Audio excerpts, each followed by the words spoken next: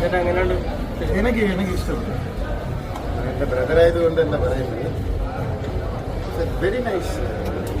വലിയൊരു ഫിലിം, വലിയൊരു ട്രൈയാണ്.